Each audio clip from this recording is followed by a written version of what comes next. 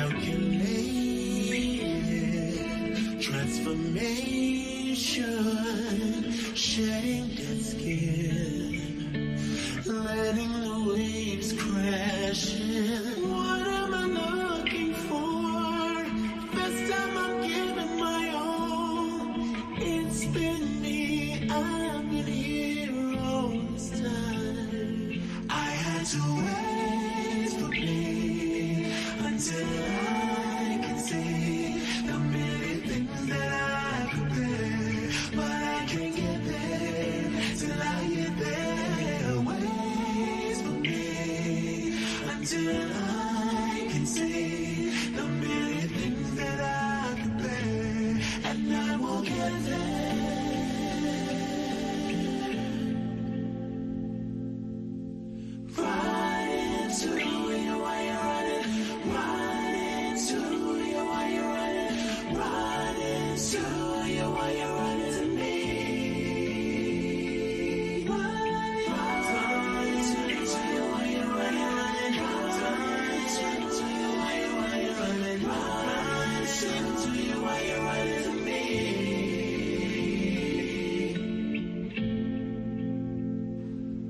Step one, breathe in. Step two, okay again. Step three, no more running, I'm finally catching up to me. Yeah. Step four, one thing I can't ignore. Step five is the fact that I survived.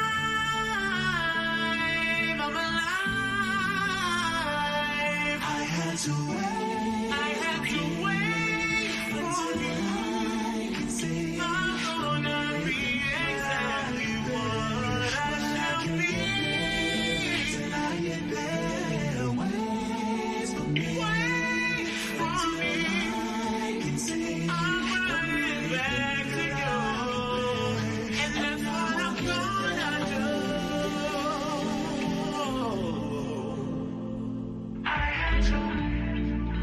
My picture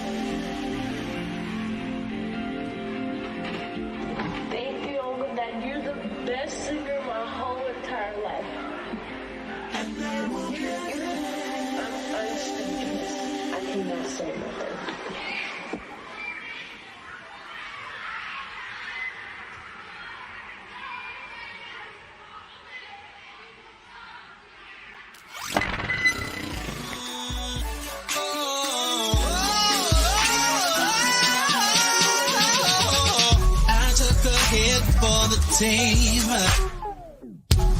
Took a bullet for the dream that we would one day all be free. Free from prejudice, free from sexism, free from bigotry. I die for creativity. I die for freedom to be free.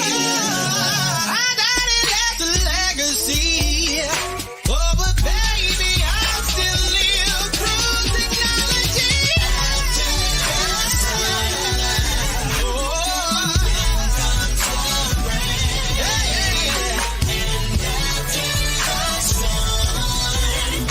The sun will start shining. What is the pain?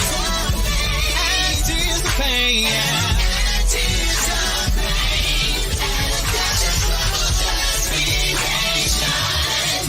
Your destiny will manifest. Yes,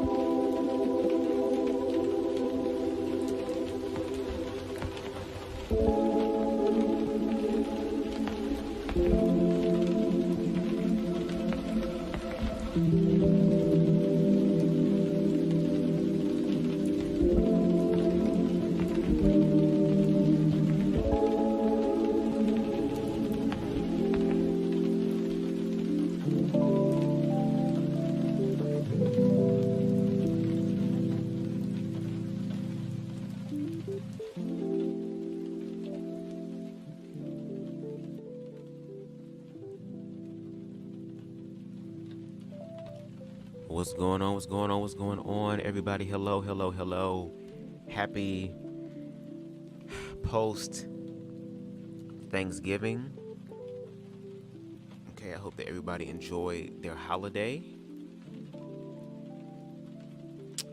I'm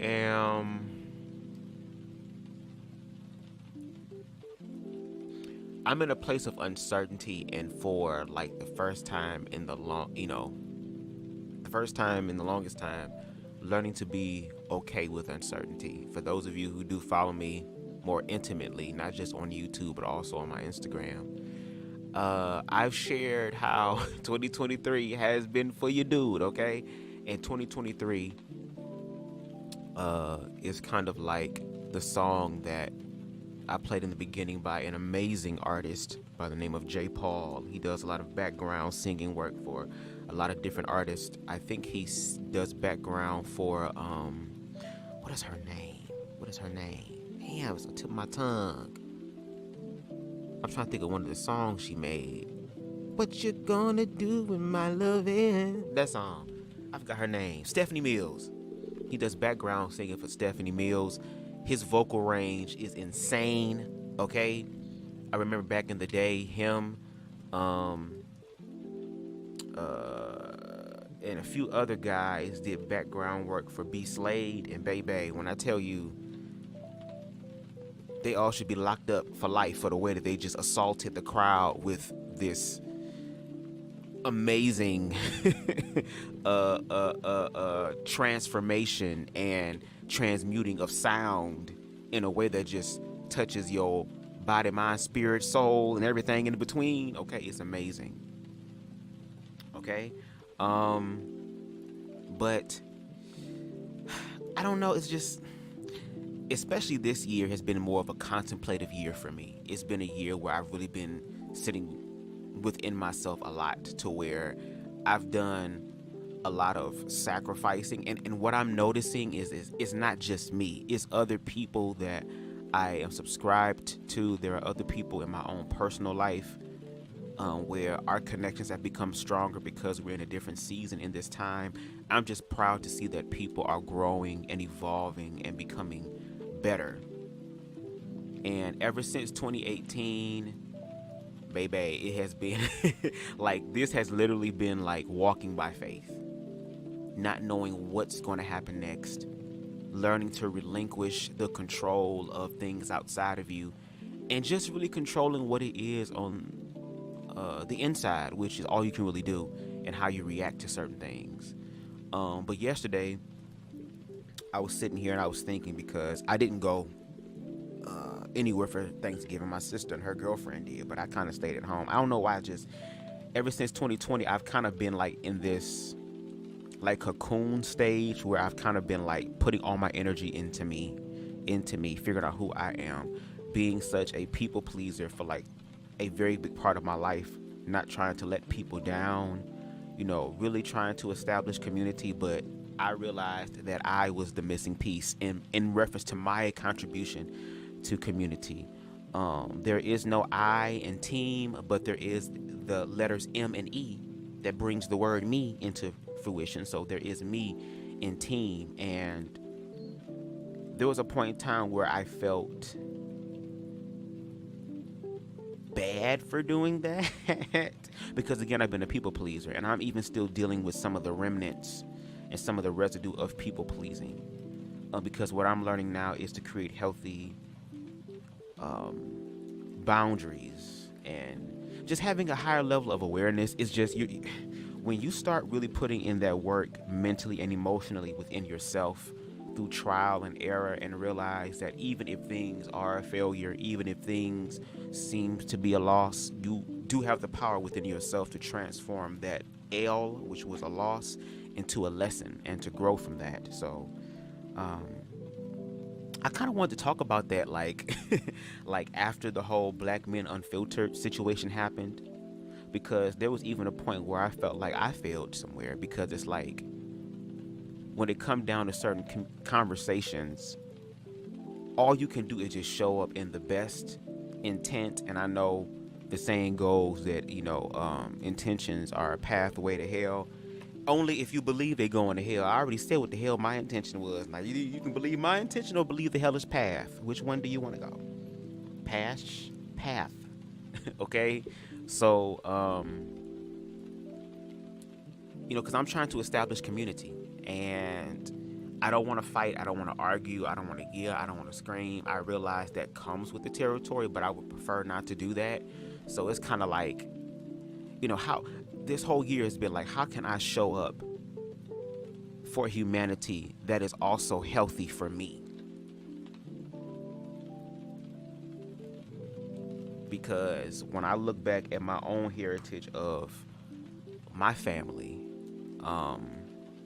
and not even realizing how spiritual and metaphysical my grandmother was, like all these books over here, like I've been reading a lot of them, especially since this year, and a lot of them have kind of been like affirming kind of where I'm going. It'll give me some things to kind of look at or bookmark in my mind, so if a certain situation comes up in the future, I can go back to that book and it might make sense to me then. But a lot of affirmation, and just even what happened with my grandmother, like my grandmother developed Alzheimer's in the latter years of her life, and even my own mother struggled with like very severe, intense, strong ass depression. So there was a lot of information there that what I've discovered shout out to CTV in reference to like empaths, and how if empaths don't create a healthy boundary for themselves, that they could end up fucking themselves up and not even know it. You know what I mean? So, and I think especially in the era that we're in now, entering into, or low-key ushered in, but like in the coming attractions of the age of Aquarius, it's kind of like there are so many revelations being made, transformations being made, and humanity being able to walk in their free will to figure out what it is that they want to do. Do you want to believe the lies? Do you want to believe the false system that plays on your insecurities, that plays on your downfalls, that uses your quirks and your isms against you? Or Are you going to learn to accept yourself where you are, with the quirks, with the isms, with all of the things that people will pick out? Are you willing to love yourself where you are? And that's kind of like, for me, for 2023, I've been learning to love myself where I am, because I'm not where I want to be. But when I look in retrospect, I'm very glad that I'm not where I used to be either. So again, it's like being able to not only learn this information, but to apply it in your life. And how can I say this? Ever since I was a child, I've had like these weird feelings, not just me being queer, but like other weird feelings. Like sometimes when I was younger, I would look at the sky and I would have like this immense feeling of optimism, of hope, that even followed me into my adult years, to where I can look up at the sky and it's just something in me that's telling me that it's like a familiar, it's like an unknown familiar type of situation. Is you don't know it, but it feels familiar. It's like a very what's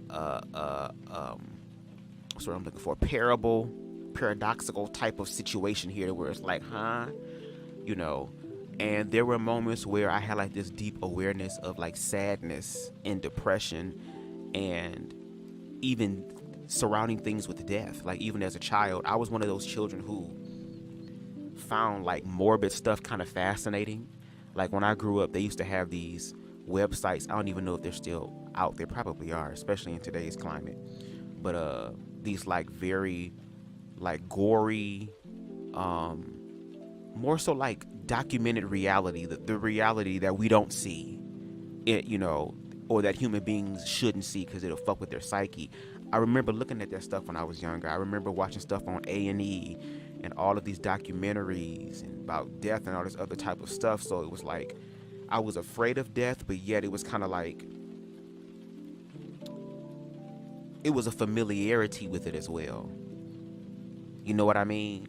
To even like, I even had an interest in the death care industry, and possibly even becoming what is known as a death doula, which is somebody who sits with people as they're in the transitional period, you know, and how death, in learning through information that death is not the end, it's just a radical ass transformation from this realm to possibly somewhere else.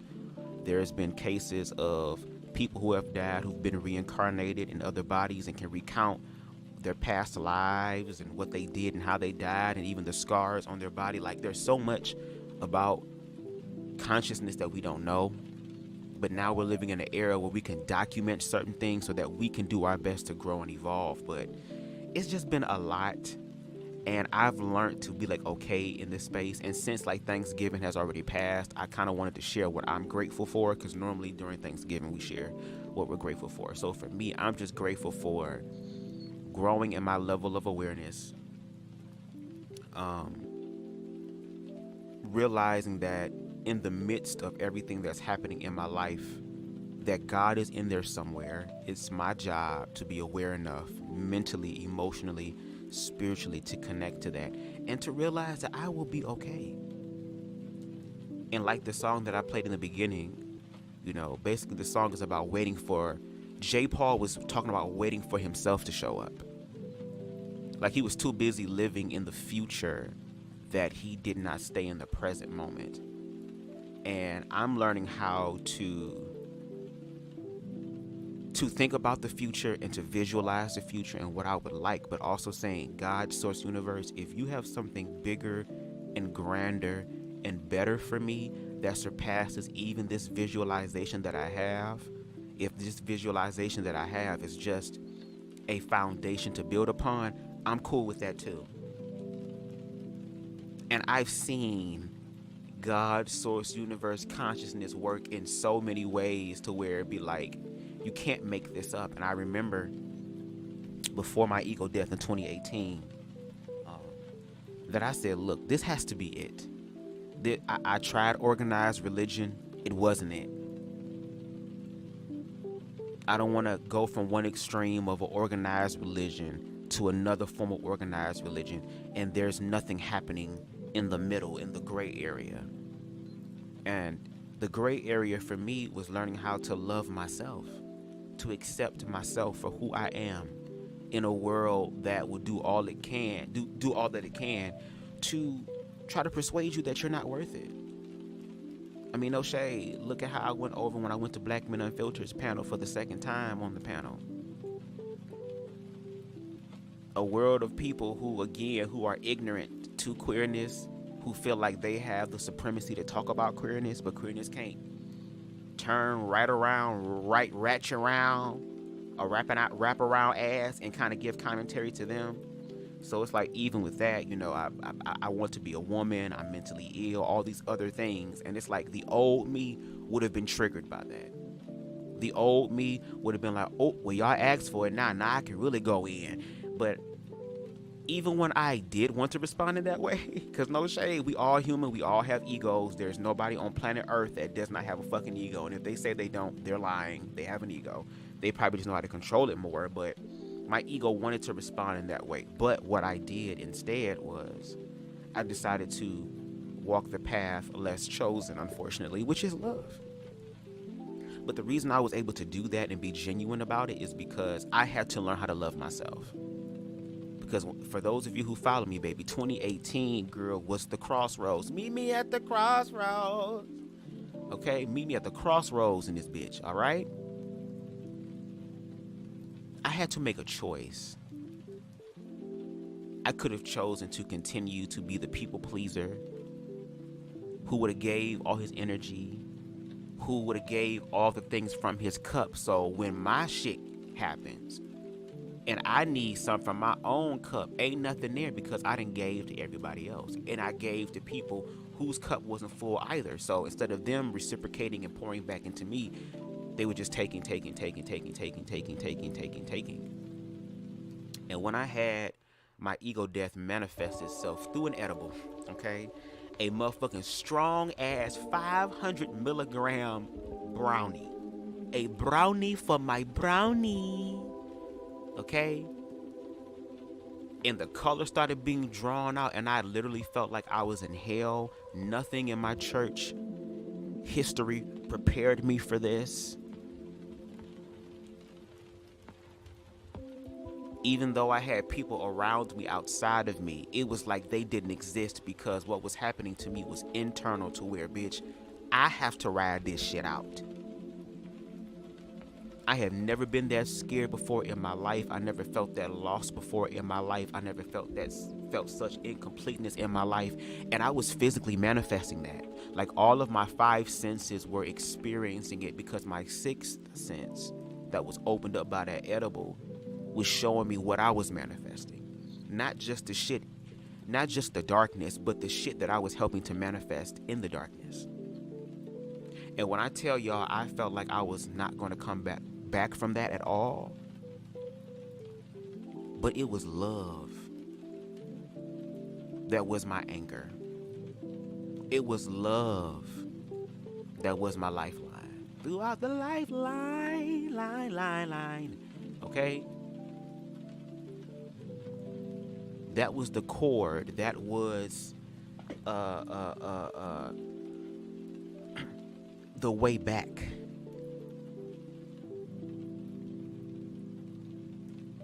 And for the first time, I felt like what it was like to be completely alone in the most deepest, darkest way. And remember I said my grandmother, she dealt with intense depression and ended up passing away because of Alzheimer's. My mother suffered with intense depression. She's still in her good mind, thank God. Hopefully, you know, I'm trying to find a way to get rid of this shit because we ain't gonna continue this damn you know, generational curse because of ignorance and not knowing any better. But here I am going through my own intense depression. Intense. I'm talking about, girl, your world stopped, but you can't stop because the world outside of you ain't gonna stop. I can't walk and say, hey, I'm depressed as hell, I can't pay my bills. Them niggas gonna say, do you want an extension? We can give you an extension. You still gonna have to pay. But that ego death right there literally opened my eyes. And ever since that happened, I had never been the same. And I'm grateful for that. even to the point to where I had to walk away from people that I love and that I hold dear so I can know who I is. Because I've always been surrounded by people who are like boss ass niggas and bitches in their own right, and I kind of always felt like I was the background character. I didn't feel like I was special in my own life. I felt like an accessory. I felt like I would never know. And now I'm in a space to where all that energy that I was giving out to everybody else who was receiving it and loving it and indulging in it, I'm learning how to redirect that into me, to the point to where it's like, girl, look, let me tell you something. If you call my phone and I don't feel like talking, girl, I'm just not gonna talk. Now, once we get on the phone later on, I might explain and tell you what happened, because that's just part of my Cancerian nature. I'm going to. That's why I can't even lie, because if I lie, I'm gonna tell on myself. So it's just better to tell the goddamn truth. But also in the telling of the truth, realizing that I'm not going to feel guilty about that either.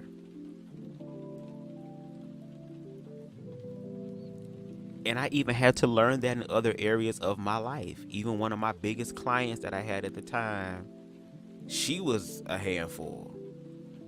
And I had to figure out a way to deal with her in a way that felt comfortable for me without feeling bad. And once we established that, things worked smoothly.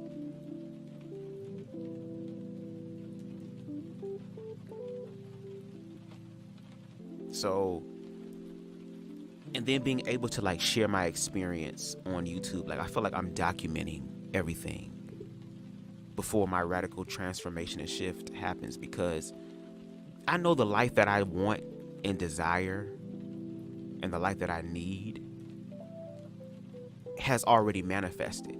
It's already been put in place for me. My job, because of the mental and emotional awareness, which would forever be a lesson. Like, I don't think anybody gets to a certain level and they've reached it and they've mastered it. No, girl, it's about how far you want to go. So even with me growing in my own life in that way, it's like now I'm starting to become aware of the opportunities that present themselves. And I used to be scared of those opportunities. I used to push those opportunities away. I would allow my fear to go ahead and just control everything. But it's like now I'm learning to walk into the fear and to press into the fear, because the fear is a stepping stone for me. The fear is being put in place for me to be a springboard to get to the next level.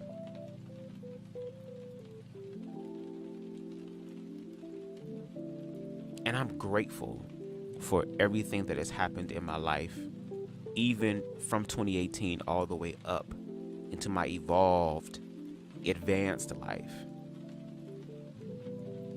Because I know when my shit hit, it's going to be so motherfucking crazy. And that's why I'm also doing all I can to prepare myself for it. And not only prepare it, also understand what am I going to do to maintain this and to help nurture this so that this can grow. Because baby, this is only the beginning.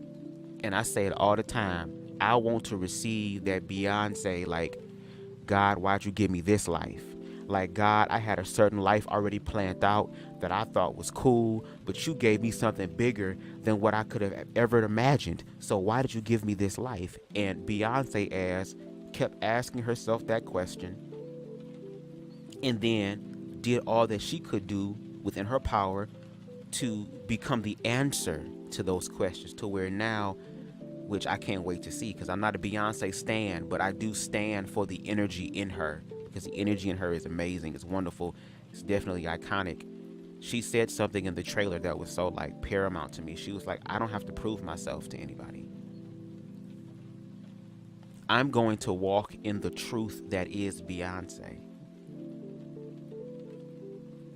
I ain't talking about the Beyonce that's seen through the eyes of my husband, the eyes of my damn children, through the eyes of my mother or my father, or even through the eyes of y'all out there. I'm going to show up through my own lens, through my own perspective, through my own perception, and be me. And when you have a true, authentic, genuine spirit about you, it don't matter where your ass go. People will feel that. My father, I call him the king of quotes. I'm taking that title now because I'm the one that love being quoted the fuck out. But he told me this quote, and I say it all the time here on my channel, and I live by it. If it's one thing a person is going to always remember about you, if it's only one thing, the most important thing they're going to remember about you is how you made them feel. And when you get to a place where your cup starts running over, the overflow starts to happen, then that's when you share the love with everybody else. You don't never give anybody anything from your own personal cup, because one thing I've realized is that the most important thing, at least this is just my opinion and my perspective and perception thus far, it ain't gonna work for everybody, but it worked for me, but I'm just gonna share it. But to work out your own soul salvation first, which means that you make sure that you are good above everything else. You came in this hole by yourself, you're gonna leave this bitch by yourself. So if there's one person who should be your ace, boon, coon that you should check on amongst everybody else, mama, daddy, husband, children, friends, cousins, family members, church members, all this other type of stuff, you gotta check in with you. Because ain't nobody in your motherfucking head except you. Ain't nobody in your thoughts except you. Only you know the truth about what's ever happening in your own life. And it took me damn near my early 30s for me to like fully start walking in that. And do you know all the shit and guilt and shame and shit I had to deal with? I'm 32 years old, now gonna be 33 next June. And according to some societal standards, I wouldn't be considered a man.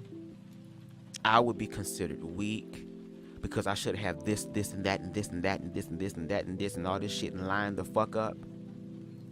But we never ask the question of what is actually going on in people's fucking lives. And there are people out there who do turn off their emotions and just go straight mental, and then realize why they have all types of illnesses and aches and pains and all type of shit in their body, or showing up in other areas or facets of their life, because they're not being aware of their emotions either. It's like we've been taught we either have to be in our head or we have to be in our heart, as opposed to blending both of them together.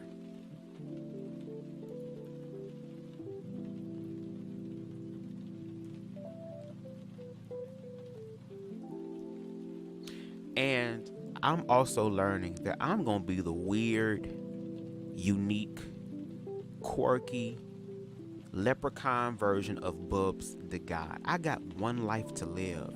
I spent a big part of my life thus far giving and giving and giving and giving. And I'm still going to give.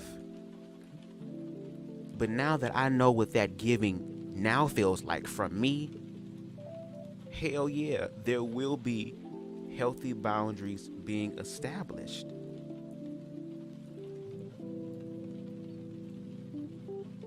And even when I went on BMU and stood my ground, 10 toes the fuck down, walking into the lion's den, not once, not even twice, and leaving that hole unscathed. Maybe got scratched on my leg a little bit, but that was like a paper cut. I didn't get devoured like I thought the niggas was going to devour. And pause on all them niggas over there. I told y'all, when it come to them, it's pause, take off the play button.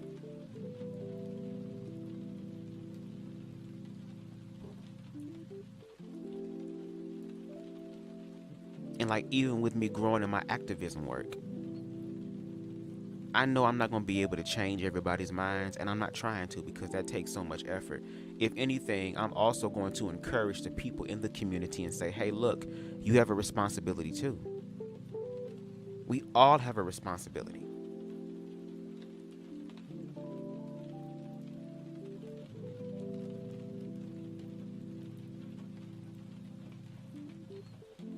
And see, it really be shit like this that I'm doing right now that I would love to do. Like, I would love to be able to sit down and talk for hours with people online, because when the time comes and my social battery deplete, okay, I love y'all, thank y'all for this live, it was so wonderful and so amazing, log the fuck off and go back to my own life.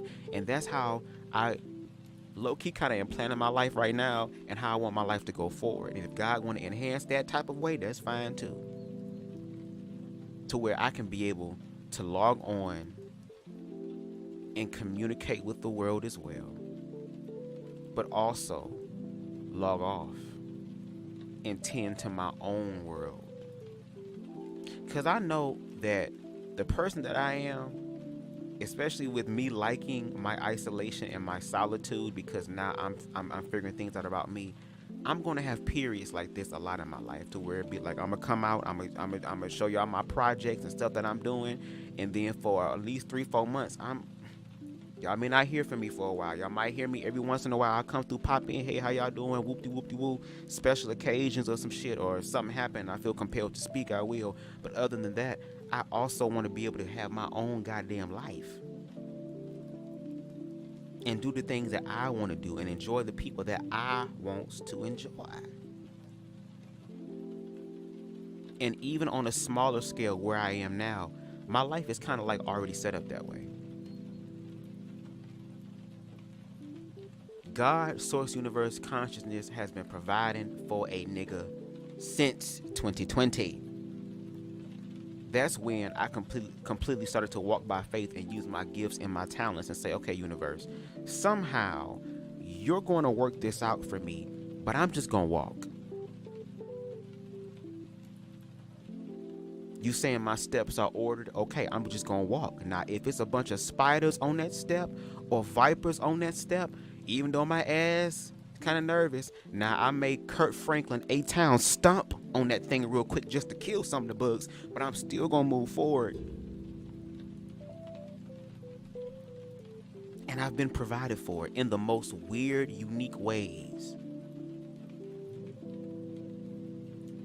I wake up every day deciding what it is that I want to do.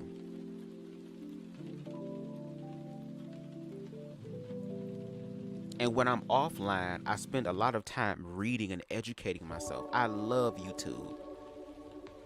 It'd be so much. If y'all can look on my actual PlayStation 4 that I watch YouTube on my TV, all the related videos, they're dealing with something with the esoteric, something dealing with spirituality, something dealing with psychology, something dealing with humanity. So I'll have my little, shady stuff sprinkled about. Cause girl, the weird reality girls have they can't hold a candle to some of these other content creators that got really messy shit. Like Amber Lynn and Chantel and all them, baby. Okay? But every day I'm always in my head trying to figure out what can I do to better myself. What can I do? What can I do? What can I do? What can I do? Even to the point to where I had to find ways to slow my brain down. Which is reason 1467 reason why I love weed. It's because it also helps me to slow my brain down, because I'm so used to multitasking. Like, that's why, like, when I do yard work, I like listening to podcasts and stuff like that, because it not only will I do my work and get my stuff done, but I'm also I'm learning to tap into like a dualistic type of being, to where I can be here, but I also am not here. You know what I'm saying? To where it's like, they say you're here, but your mind is somewhere else. Like, I feel like that's something we should tap into. Because I think, like, even in the moments of turmoil, in the moments of despair and uncertainty, and we don't know what's going on, because I can tap into that dualistic type of thing, or I'm learning to tap into that, I can also, in the midst of all the bullshit, remind myself, bitch, you gonna be all right. And I be cussing myself out. Bitch. Now, bitch, why the fuck you do? I be doing all that. That's how I talk to myself. That's how I get myself together. But to be able to remind myself, okay, God in here somewhere. There have been plenty of times I have been scared, terrified, was thinking about calling people and stuff to try to have some sort of safety net or whatever. But it's like, nah, I made this proclamation that I was going to choose me. And when I made that proclamation in 2018, and it was kind of like, universe was like, he finally said it, y'all. Hit the switch. Ain't no going. You said that this is the last thing, that there's nothing else after this. Well, I hope you're ready to see how far the rabbit hole goes, nigga. Cause ain't gonna be no backseats. Ain't gonna be no moonwalking out this shit. Even a wise mystic once said, girl, once you start this work, there is no stopping it.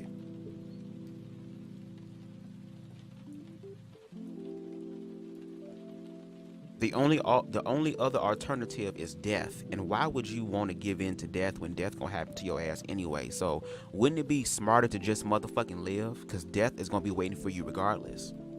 You don't even know when that hoe gonna show up. I remember I saw a meme picture with Snoopy and goddamn Charlie Brown, big peanut head ass. And Snoopy always laying down on his damn doghouse. That's me, nigga, getting high, looking at the stars, bitch. And Charlie Brown said, you know we gonna die one day, right, Snoopy? And Snoopy said, that's true. He said, but until then, we're gonna live. And it's like all the stuff that I went through in my childhood, when I look in retrospect now, it really was preparing me for where I'm going. I know I have many gifts and talents. I love acting. That's one of my passions, because that's another way for me to tap into my empathic nature and to put myself in the shoes of somebody else. I have a propensity for music. Once I manifest my keyboard, because I have one, but baby, the keys are out of tune. How the fuck an electric keyboard gonna have keys that are out of tune? How does an electric keyboard be out of tune? But there's a particular one that I want, and I want that one. If the universe bless me with something else, that's cool, but I'm gonna have my mind on that one. There is it's called a Nord Stage 4 88 key weighted keyboard. Oh my god, that bitch like $5,000. I'm gonna manifest that. Because I made a proclamation and said, you know what, once I do manifest this keyboard, I'm going to teach myself how to play. And I did it before, like the basics. Now that I'm older and niggas smoke weed and shit and utilizing weed in a constructive way instead of a destructive way, okay, I want to be able to tap into the energy in me that I know that I have. I've always been good with music. Even when I was a child, I was always singing lead in a lot of songs. Whenever my pastor at the time would go to certain churches, I would be the one that would represent the church, giving honor to God, who's the head of my life, the pastor, his beautiful wife, the deacons, deacon board, everybody, everyone's. But because of all that, there got to a point to where I was tired of that. I was like, what's up, Deshaun? What's up, King? I was like, I'm tired of that. I'm done. I'm just done with that. Like, I don't want to sing anymore. Like, I'm just tired of it. I just didn't like it. And on top of that, like, I'm still struggling with my sexuality. So these motherfuckers want to put me in the limelight, girl. And then when they find out my truth, is y'all gonna dim my limelight? So I was like, fuck it, girl. I don't even want to go through that shit. And after I said that, the next Sunday I sang, I hit puberty, bitch, and I sounded like noise. I sounded like there was an orgy going on between loud ass goats, cats, goddamn huskies, you know, huskies, all this type of shit. Sound like I was at goddamn Medicine's house from Bigo Girl, just all type of horror bullshit going on. And ever since then, I could never find my voice again. I was insecure in singing. even when I was on my young adult praise team, when I was in church, I was one of the best singers on there, but I was so confident. I had a very soft voice. I was afraid to hit, to try to test my octaves and shit, and afraid of sounding a mess. It's like now when I manifest my keyboard, I'm gonna face all that shit. Cause bitch, I'm gonna get to a place to where it's like, girl, don't ask me to sing happy birthday, and it's your birthday, bitch. Cause for this first minute and a half that I'm gonna be singing, girl, it's gonna be my birthday, bitch. Let me get a small section of that cake.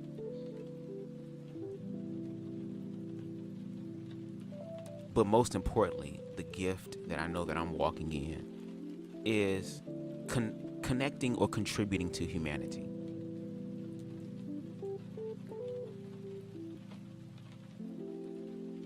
Showing up as a beacon of light for other people to invest in their light bulbs. Okay?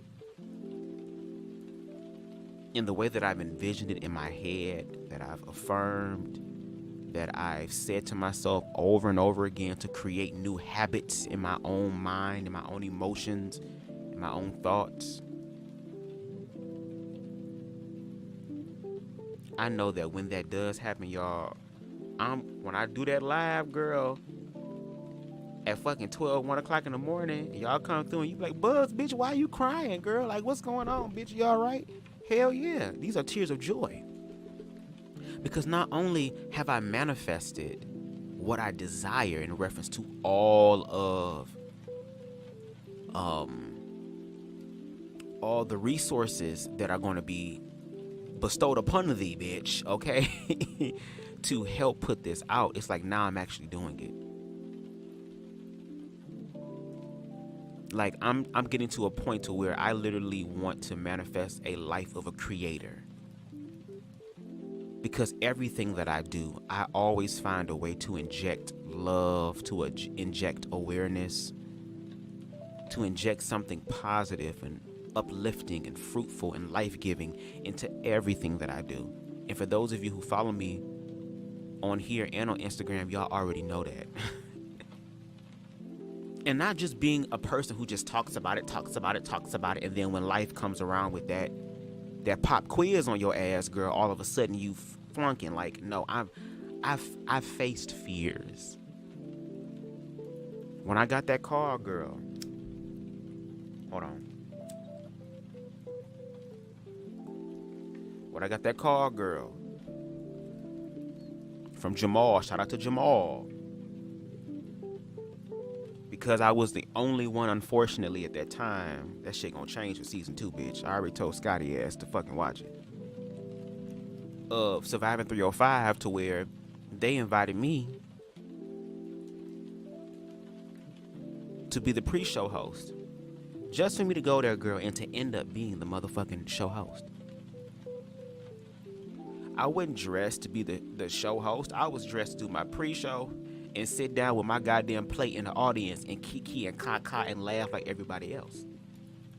Or maybe hold a goddamn camera or something. But to be told on the day of the goddamn shit that, girl, your ass finna be up here and you about to be the co-host, and I gotta go in the back and look at the damn cards and try to organize this shit, and I'm gonna be put on YouTube Recorder, girl, in a manner that I can't control. And even though the camera quality on that one, as far as on me, girl, washed me out, I look like the Walking Dead in this bitch, girl. I look like I work at a goddamn bowling alley, girl, or I sell used cars with Matilda's dad and shit, with this damn leopard ass shirt I had on.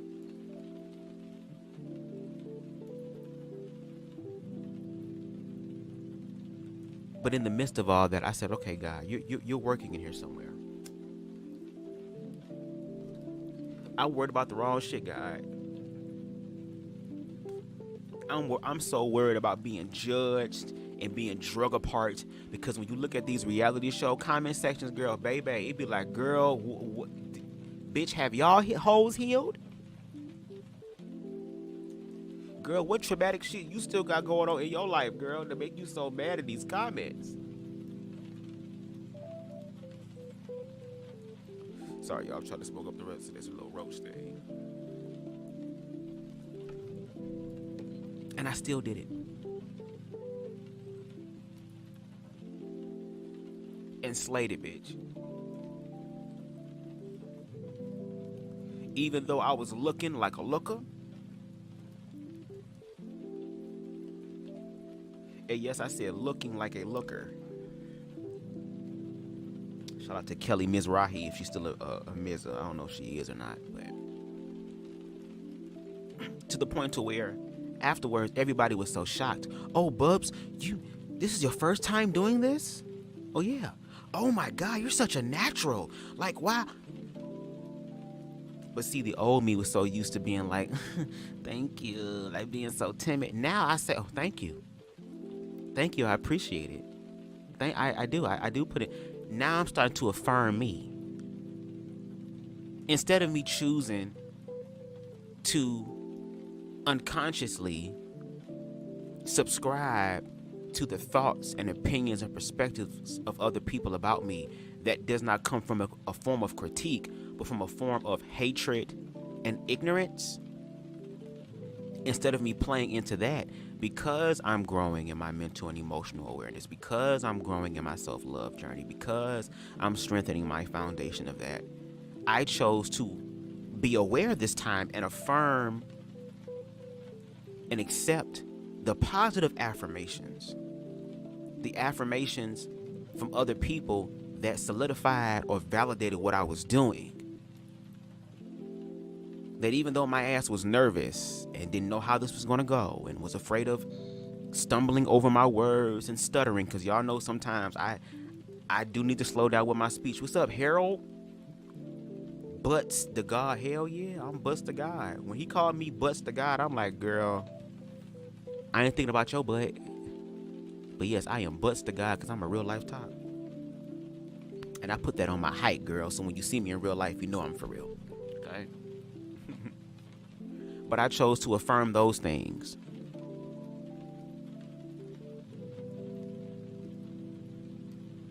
And then also, too, I had to remind myself, like, girl, BubzDaGawd is spreaded all up and through these motherfucking YouTube streets, bitch. Even though a nigga is sitting on 772 subscribers and I was sitting on 750 something for like months. Even though this channel is still small and in its infancy stage or in a toddler stage, that this ain't the only place that Bubs is on. My likeness is on TTB, girl. Network. My likeness has been sprinkled about Gemini Films, girl. My likeness is sprinkled about, girl, on Surviving 305.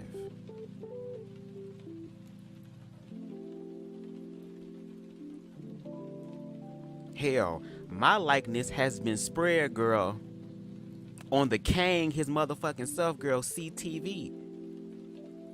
And not just the lives that I've done, but every time y'all hear that iconic ass theme song, girl, guess who was the one that edited that and sung it and came up with the words for it, bitch? BubzDaGawd. And not just even my likeness on YouTube, girl, even in my own city, my likeness has been spread about. Helping out local artists.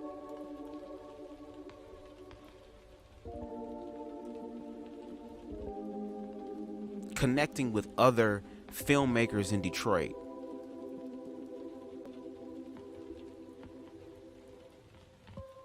See, these are the things that we have, and I even tell one of my inner circle people who I feel like we kind of growing in our connection, because this was just a certain level,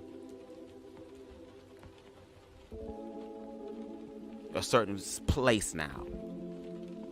Yes, that was me here. I had a cold and everything. That's why I couldn't sing it the way I wanted to. But I even told him, like, even though it's horrible shit happening in his life, I say, look, also remind yourself of the wonderful things that you have accomplished See, you got to do that. Because if you don't do that for yourself, when you do come across people who are rooting for you, coming across people who do care about you, who do love you, who do want to connect with you, who do want all these things, if you don't know what love is, you'll be so afraid to you'll miss out on it.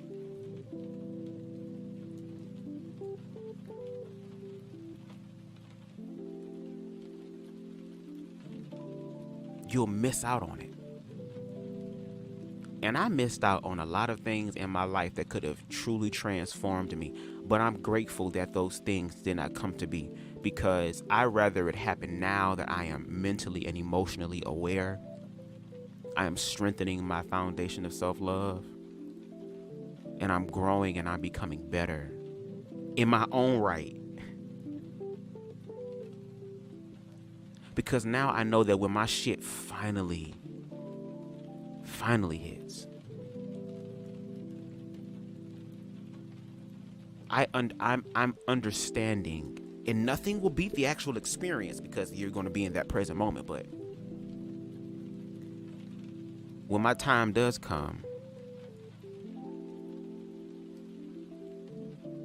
I want to be able to do this in such a way that when I draw my last breath, when that time does come for me to graduate and get the fuck up out of ghetto ass earth, girl, EBT ass earth, girl,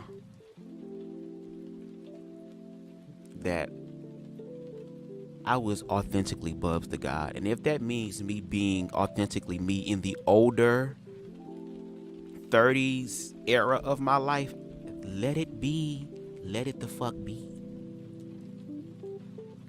And if I had to do this all again, I wouldn't change a goddamn thing, because all those things had to happen in order for me to get to where I am right now.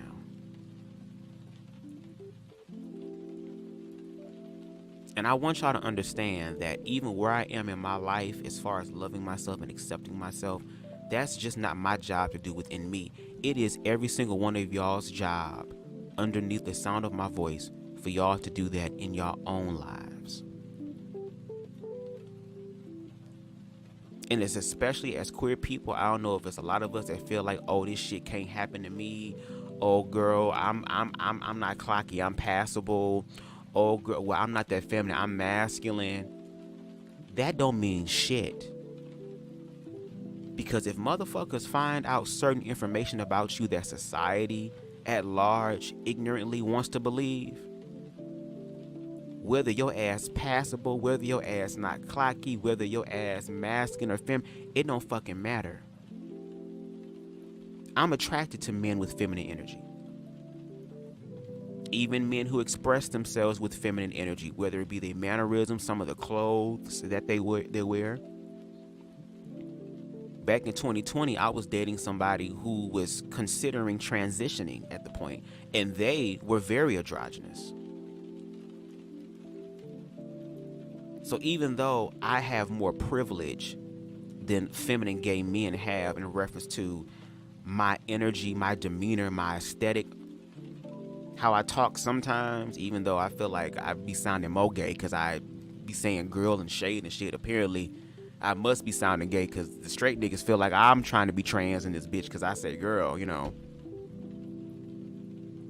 But even with that, if I'm out there with my nigga and we walking around and we holding hands, or these niggas see that my nigga feminine and they start some shit, now it becomes a self-defense situation.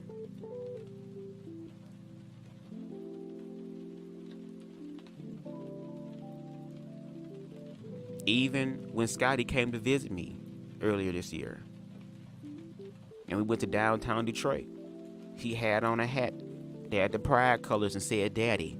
That's it. Wasn't nothing else on that was pride influenced, pride induced, nothing. And because Scotty from the South, and you know people down South allegedly is more nice, at least the black people is, because the white people crazy. Not all of them, some of them. Him being loud and country and, you know, all that type of stuff or whatever, we had people staring at us, looking at us and stuff like that. Little side-eye conversations and side-eye smirks and shit. We walked past a street preacher and walked behind him, and then he caught the colors of Scotty's hat and said, "Oh yeah, by the way, if you're a sodomite, you're going to hell." Like, girl, we just walking, bitch. Now we going to hell, bitch.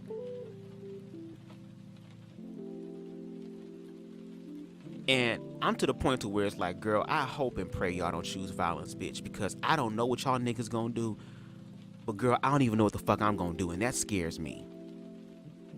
Because like I said, girl, I grew up watching all type of shit, A&E, all type of goddamn crime scene investigations and shit. I had my own bullying situation, girl, with no tea, no shade, girl.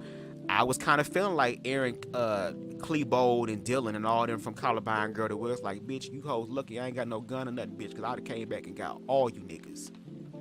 So because of that shit, and because I went through hell and went to hell, okay, in 2018, girl, there is still a part of my soul that has a little bit of residue of hell on it that I can't get rid of, girl. So even if I have to go to hell, girl, they'll still permit me access. I'm not staying here, you know. But if we have to go here, bitch, we gonna go here.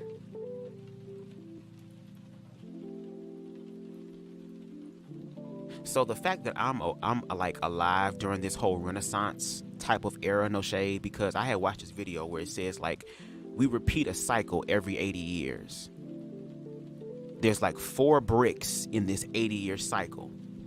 And when I watched it, I'm like, wow, that's why I'd be like, we need to learn from history. Like, we need to. There are motherfuckers right now that's trying to get rid of history, get rid of queer history, get rid of black history. Because unfortunately, in those histories, there had to be an oppressor, girl, and the oppressor does not want to deal with their fair share of bullshit. Which is why if you own that oppressive type of energy, I'm going to say my condolences. Because, baby, when karma come through, and I know hoes don't believe in karma until she show up. It's like that song by Scarface, I've never seen a man cry until I seen a man die. And as soon as karma pull up, as soon as karma be doing this shit right here. I'll cuss you out or stomp you in the street, whoop that ass. Girl, when karma come through like that, all of a sudden we be on this type of shit. Bullshit? A bullshit? A bullshit. A bullshit. Bullshit. Why I got to die? Why me? What? I got so much to live for. Well, you should have thought about that. And now you got to live with this. And in the words of Jaguar Wright, who is crazy as cat shit, but just like a broken clock, girl, it's right twice a day. She said that karma does not come with an etiquette card. Karma don't come and knock on your door. Oh yeah, by the way, I'm coming on next Tuesday. You gonna be ready? Hell no. Karma come through, bitch, at the wrong time. Like when you on the toilet, bitch, and you over here like Big Mama. I have to go to the bathroom before I release my bowels all over myself. I'm talking about that shit to where it's like, girl, I'm not getting up for a minute, bitch. That's when karma come through. Karma come through like for the men in the audience who be beating off and you getting ready to bust, and then all of a sudden something come through and fuck up that nut, girl. That's how karma be, girl. Fuck it all up. You don't even want the nut no more. It went and passed. Y'all ever seen that movie from the 90s called Dennis the Menace? When he had that big ass fucking plant in his backyard that grows and blooms for like fucking 5 seconds, and it takes 40 years for the shit to bloom. And when it finally started blooming, Dennis the Menace fucked some shit up, girl, and everybody started looking at the fucked up shit, girl, and missed out on the blooming thing. So it's 40 years down the drain, girl. That's how karma will come through on your ass. So now, and according to, Queen Stevie's comment and point, this is the age of accountability. And according to that video that I saw, we are in the 4th brick, which is like the brick of destruction. It's kind of like the 4 cycles of the seasons. Just like how we're entering into the winter aspect where everything is dying and everything is retreating and everything is just being put on hold and kind of like a standstill type of situation, that's kind of where we're at. And even when you think about the winter holidays, like, self-deletions rise at this time because a lot of people don't have any sort of love, or they don't have a strong foundation of love. Because even when I went through my ego death, I've kind of always been like an introvert, lone wolf type of person anyway, to where I don't need a whole bunch of people around me, honestly. And even at this point, I'm loving my solitude so much to where it's like, okay, girl, you can motherfucking go out sometime. You know what I'm saying? You can go to a party sometimes. You can go to the club sometimes. But it's like I'm so used to like being in my own energy that I love it so much. To where it's like, even in the wintertime, and I remember during 2018 when I was still like going through like the last aspects of like the immense hurt and pain and not trying to be triggered by this person and seeing them and stuff like that, I started really getting into lo-fi music, which is the music that you hear playing in the background. I love lo-fi music. Like, lo-fi music like really helped saved me in some way, because it's something about music that is just very therapeutic and healing for the soul. And I remember at that time, I think my sister and her girlfriend ended up, like, at that time they were over at her house or whatever. And of course my parents don't live in Detroit anymore. They live in Indiana. So it was just me at the house for like Christmas and all that type of stuff. And I was expecting there to be like some sadness, sorrow. Oh, what do the lonely do at Christmas? The old me would have been like, and I used to say it all the time, and it would piss my parents off, especially my mom and my sister. What do you want for your birthday? What do you want for Christmas? Well, the one thing that I want, y'all can't buy. I want love. I want a relationship. That was me, girl, through all my 20s. Just a sorry-ass sap of a nigga, girl. But ever since that moment and going forward, girl, like, I spend the holidays with my family now, which I do enjoy, because I try my best to spend time with them, because they're growing up in age. And you don't know what the hell's going to happen, girl. They did take them COVID shots, girl, so I don't know what the fuck going to happen. No shade. But I was okay with being by myself. Even though it would have been nice to put on some Christmas music. Open the blinds a little bit, had a Christmas tree illuminate the room, you know. Seeing the snow fall while rubbing on some booty and shit. That would have been so nice. That's one of the things I want on my Christmas list. But that was okay. I don't need that. I want it, but I don't need it. And I got to that place to where I want it, but I don't need it. I am all that I need. To where, y'all, I enjoy myself. I enjoy my solitude. I enjoy being to myself. I know it's not going to be like this forever, because a nigga does have things to do and a lot of impressions to leave on this world through the lens of BubzDaGawd. But because me indulging in my isolation, kind of like how Christ did when he left holes for 40 days and 40 nights to get his shit together, kind of felt the same way. And like I said, going forward, that's kind of how I want my life to be. I want to come out, let's work on these projects, let's get this shit done. I want to be able to work hard on it too, because I'm working harder when it comes to my mental and emotional and spiritual self. Everything outside of me, I'm going to work smart, no shade, and I'm not going to feel guilty about it, bitch. It's my life. It's my life. So I want to come out. I want to work hard as far as getting my projects out, doing all that type of shit. Because the type of projects that are manifesting in the very near future, girl, they're going to be conversation starters, girl. They might call my shit propaganda. They may try to slander my shit, girl. But before y'all slander my shit, girl, after the video, I'm going to get on my motherfucking YouTube with my setup at the time, because I'll probably have my setup all the way set up at that time. Make sure I got motherfucking 5 joints, long ass motherfucking raw cone, King Kong, Trojan man, magnum sized ass, cigar length ass, thick ass damn joints and raw cones with my other shit on the side in case I gotta roll another one up. And we gonna sit there for 3 hours, 5 hours, 7 hours, possibly 10 hours, girl. And we gonna talk about y'all's feelings about the film and about the project.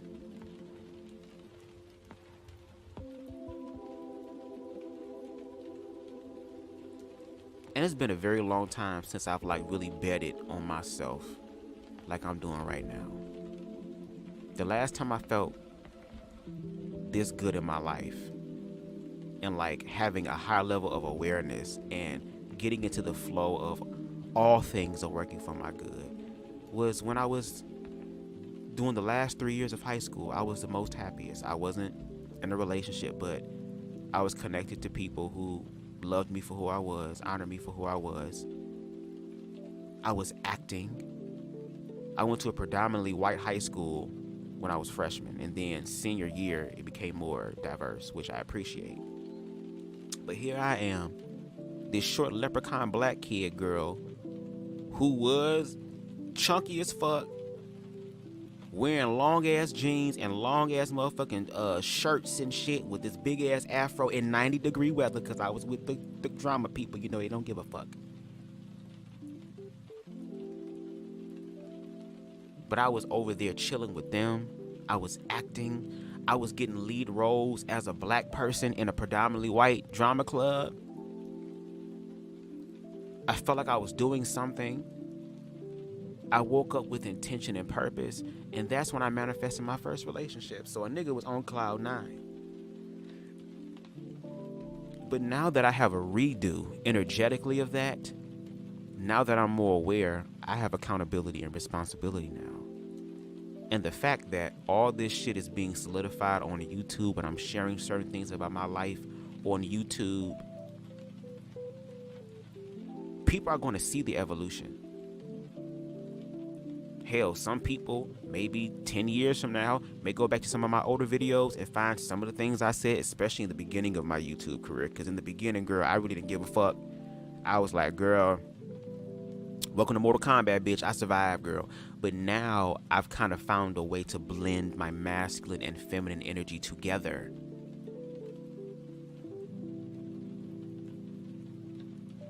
Because if I'm too spiritually minded, I'll never be no earthly good. And if I'm too earthly minded, I'll never be too heavenly good. So there has to be a middle ground. And I'm just proud looking in retrospect and being grateful since Thanksgiving has passed. And we talk about what we're grateful for. I'm grateful for everything that has happened in my life. All the things that did not make sense. Even some of the few things that don't make sense right now.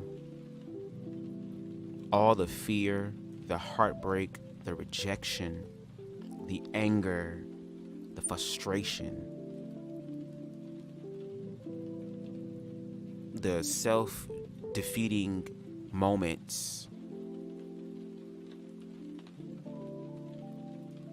dealing with my own guilt and shame about certain things.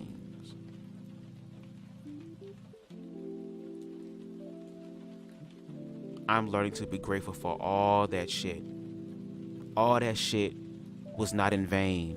All the shit that happened was meant to happen in my life. To bring me to where I am today. And even in the present moment, there are some things that are happening now and that will happen that will help me to grow and evolve, because such is life. And I'm just learning to accept that. And I never thought that I would have gotten to that place, especially on my own. Especially finding it within myself. I always thought that I would end up being what is known as a wounded healer. Somebody who doesn't mind healing everybody else, but I'm not tending to my own wounds. And then look what happens. That I also can be as whole and as complete as I can be in all of the intersections of my life. Whatever or what what come what may.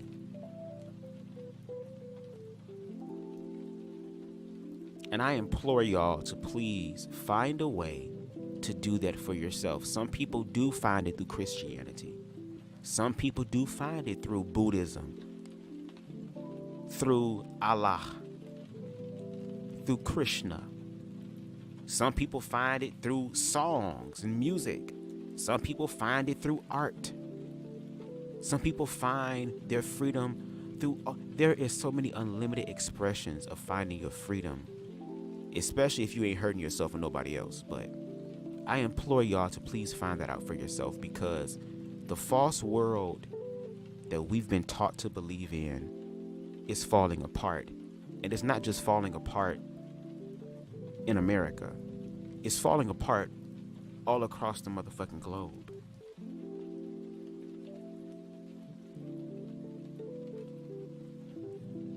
And when they talk about natural selection, I feel like we're living in the natural selection era as well, where the strongest will survive, but it's not going to be just physical strength.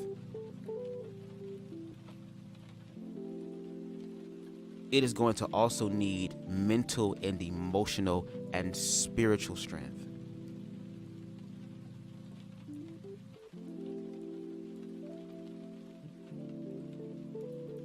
And I don't give a fuck what people told you, what some weak ass pastor or preacher with their weak ass interpretation of the Bible has told you. It is time for you to figure out that shit for yourself. And as a person who is doing that, not only is it scary dealing with uncertainty at times, but I'm also learning to put commas in that bitch. It's not only scary, but it's exciting as well. And I'm gonna say this last thing, and I'm gonna read y'all comments, and I'm gonna be out, because I wasn't trying to be too long. I just wanted to just share what I'm grateful for. But it's kind of like when I was in high school in drama club, right? I knew all my lines. I've mastered memorizing my lines and bringing those lines to life, even to the point to where I know other people's lines, to where I could be doing something, and if I hear somebody say a certain line, oh shit, it's time for me to get in place. Like, I was that trained, because whatever I put my mind to for real, I know that I can accomplish. And if I can accomplish that shit as a teenager being unconscious, just imagine the shit I am going to accomplish now that I'm aware. But there will always be that moment, especially on opening night, where I would be waiting in the wings, waiting for my lead-in line to come in for me to walk on. And there will be a moment like, oh shit, fuck, what's my first line? Oh shit. Oh, you start hyperventilating and shit and all this other type of stuff. And in the midst of hyperventilating and being scared and feeling like you're gonna fuck up, boom, the line is said, your lead-in line. I could have chose to just stand there and be like, shit, I don't know my lines. I could choose to walk in my own fear and fuck up the whole production, girl. Especially since I'm lead, girl, so I'm gonna be in a lot of shit. But something inside of me said, bitch, if you don't get your ass on that motherfucking stage, bitch, and be Bubz the motherfucking God like you know you can be Bubzdzagawd. And once I stepped out on stage and I said my line and I transitioned from Bubzdzagawd into the character, girl, it was smooth sailing afterwards. So I say that to say this. Whenever fear pops up in your life, it's okay to acknowledge the fear. It's okay to see that the fear is there. It's okay to have that moment of shock, and it's okay to have that.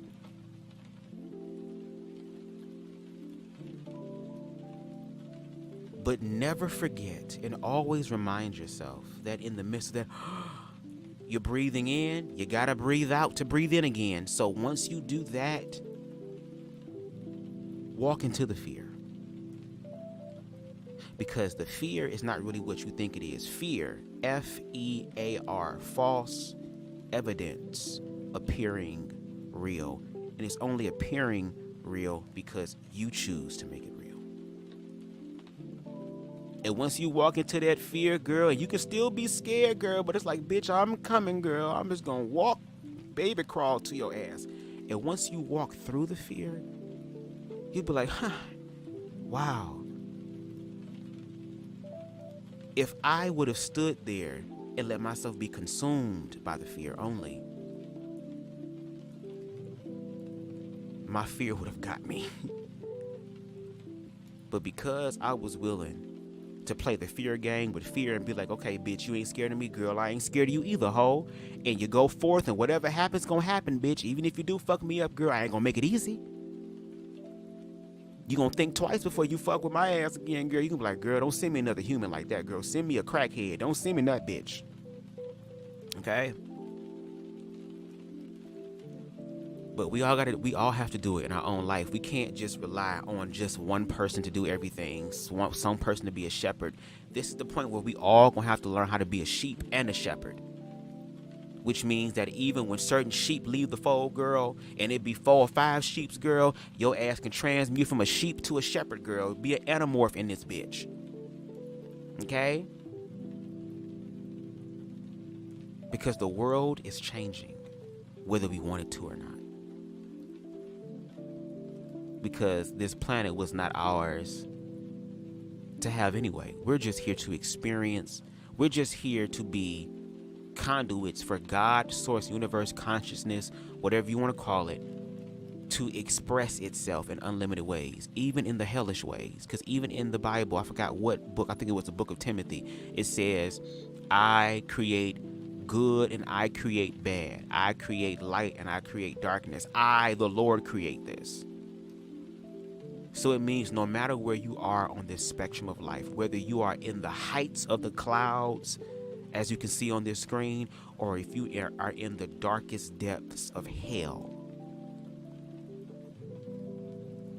that nothing, and I do mean nothing, can separate you from the love of God, source, universe, consciousness. And the only way that's going to happen in your own individual life is that you have to believe it. Because if you don't believe it, it's not going to work. Even when Christ was healing people, the first question he would always ask them was, do you believe? All you need is the faith the size of a mustard seed, but do you believe? And a lot of times we be so afraid to believe. There are still moments now where I be like, girl, the things that I want may seem like it's too out of my reach. Seems like I'm biting off more than I can chew. Seems like it can never happen. Maybe I'll just always be this way. Maybe the universe is trying to get me to accept being this way forever and just having to work a mundane job and, get in a relationship with somebody who doesn't really want to be with me or whatever, and just find ways to sell my happiness or sell my soul for some form of happiness. But even when I have those moments, I say, no, bitch, it gotta happen to somebody, girl. Hoes' lives be changing every motherfucking day, bitch.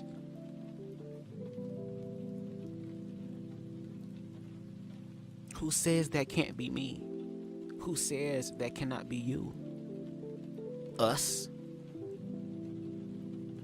That's why the people who end up becoming iconic and becoming great and becoming legendary and just masters at what they do, they just learned to take all of the lessons, all of the no's, all of the rejections, all of the heartbreaks, all of this and that and that and this, and just transmuting it and saying, okay, thank you for that. That means I'm one step closer to my yes.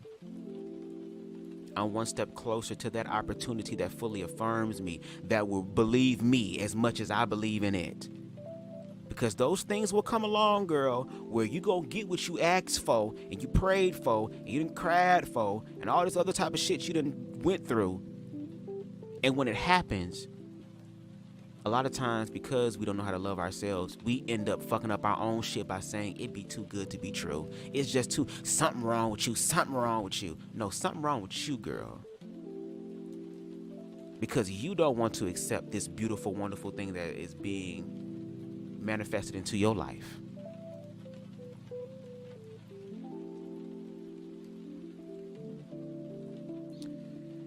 But no matter where you're at, you are loved and you are covered.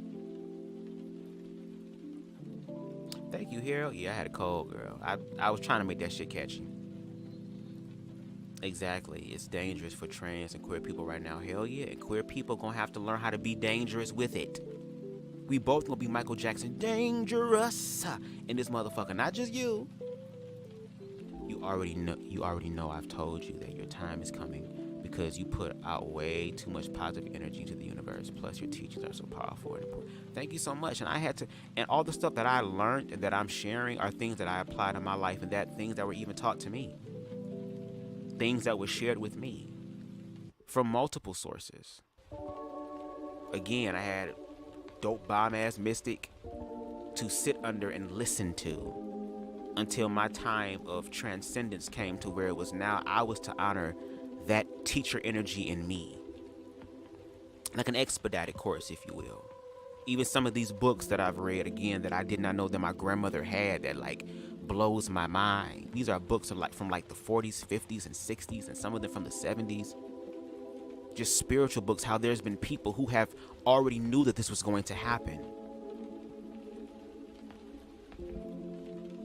That there were people throughout history who, regardless of how the times have changed, they still found a way to teach the lesson of love, where that will always remain the same despite the upgraded or unique expressions of that. And I know it's gonna happen because, baby, when I tell you, listen, when that time comes, I'm gonna let y'all know right now. Look, I'm gonna be going off of YouTube for at least a month or two. It's some shit I gotta do. I'll be back. That will be my creative process. I'll be setting shit up, getting shit together. There are some things I want to do. I want to get into gaming. I really want to get into The Sims 4 and really start telling like funny ass stories, because the shit that come through my head, girl, that I be thinking about. And there was a content creator by the name of Much Love from KY. I love her videos. She is so fucking hilarious to me. She even had her own like little spinoff where she was like doing her own Sims Let's Plays, and the shit was so ratchet and funny. It was like, I want to do shit like that. So I want to do that. Also want to do more edited work for you guys, because I do editing work off of YouTube, like as far as my like side hustle or whatever. But I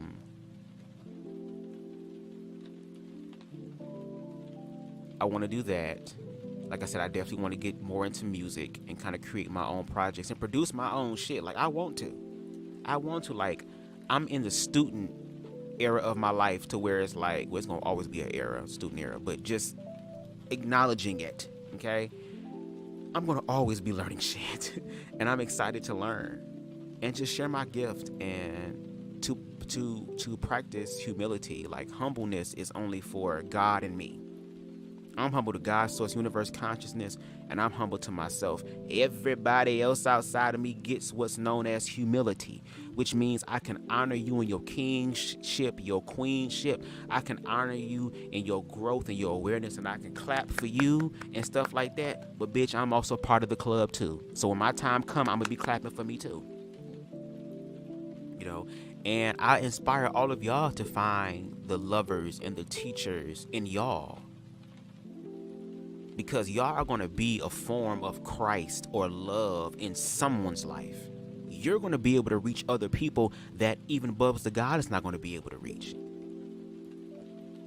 But if the message or the undertone or the theme of it is love, that's the most important thing. Just find your own unique way to show love. Baby, when that shit happen, girl, baby, all I know is that, bitch, it will be weed every day, all day, every day. Okay, I would never run out of weed, girl.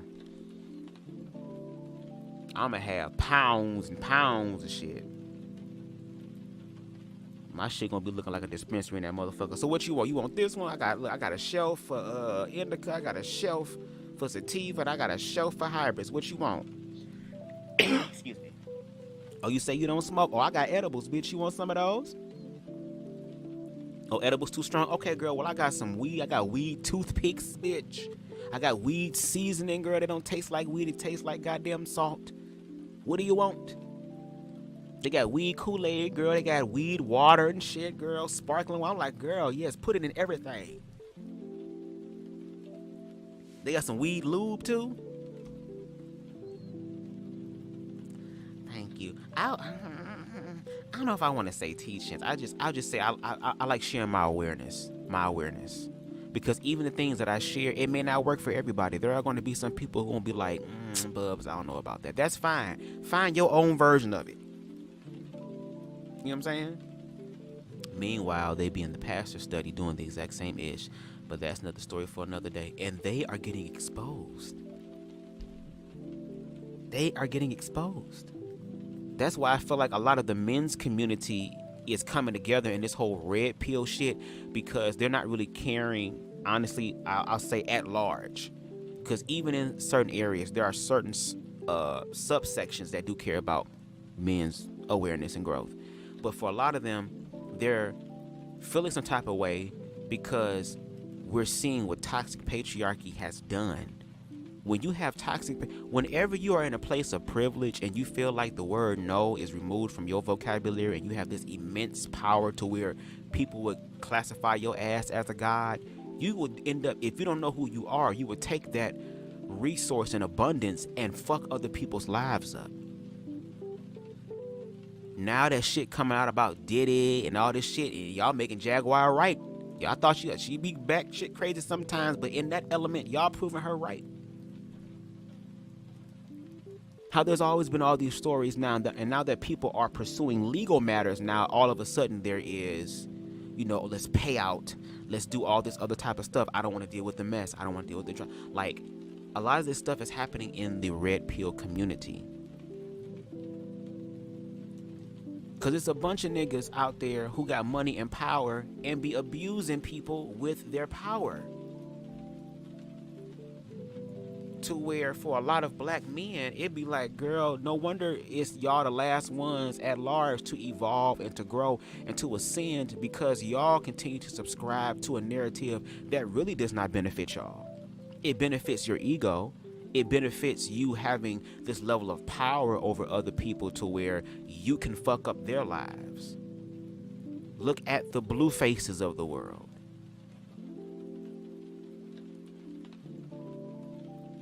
And then when women decide that they want to play the game and they start playing it better than the niggas do because they got the money and the pussy, and the niggas were getting the money to get the pussy. So now that the pussy has the money, girl, they all fucked up.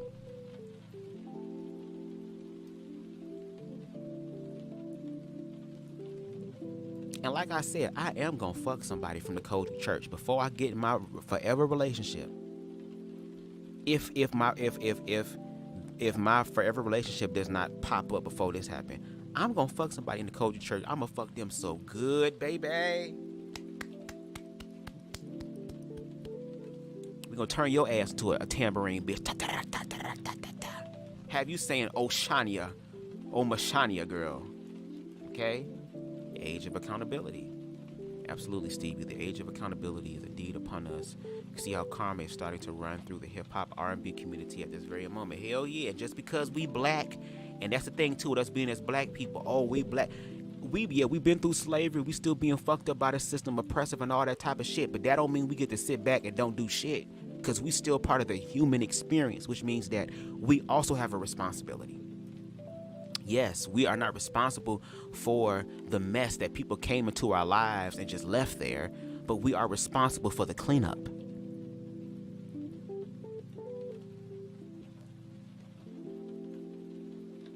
And that's what I'm saying, like, girl, it just seems like it's karma all around, girl. Just the LGBT is coming up as straight people's karma, girl, because heterosexual people at large are the ones failing each other. And meanwhile, here come the universe bringing forth the queer community, girl, to help bring some balance to the heterosexual community in a spiritual aspect, but they don't see that.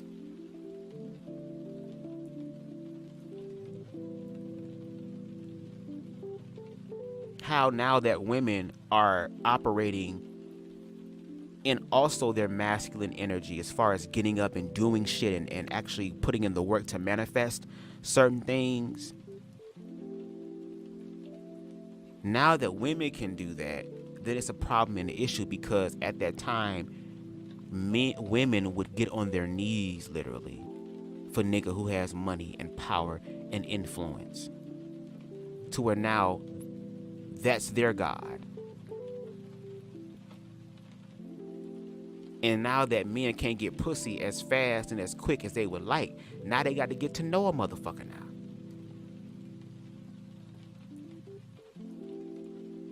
Or they end up having daughters, girl, and gotta realize, and they want to be Captain Save a Daddy, girl. Save a daughter and shit. When you was over here sucking on other motherfuckers' teenage daughters' titties and shit underneath their father's window in the middle of the night, trying not to get caught, because that shit's hot, right? It heightens the situation, right? That's what one of them heterosexual bald-headed niggas said. So it's a lot. And that's kind of like, when you're talking about the age of accountability, that's kind of like why I go into these spaces that a lot of queer people don't want to go into.